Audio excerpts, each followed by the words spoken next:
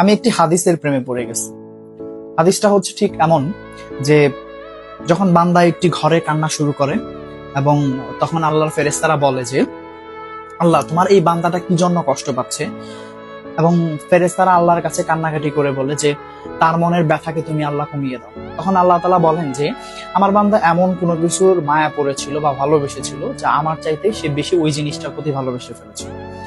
আমি আমার বান্দার কষ্ট আমি বুঝি এবং আহ, আমি দুঃখী মানুষের মানে ভগ্ন হৃদয়ের মানুষের খুব কাছাকাছি অবস্থান করি। কত দূর? এক হাত দূরে আল্লাহ তাআলা অবস্থান করেন। হ্যাঁ?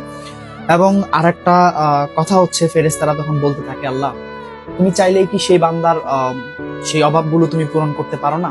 তখন আল্লাহ তাআলা বলেন যে আমি ওয়াদা করতেছি আমার বান্দা যে জিনিসটা তার জীবন থেকে হারিয়েছে তার চাইতে অধিক উত্তম জিনিস আমি তাকে দিব, যা দেখে পৃথিবীর মানুষ বিস্মিত হবে।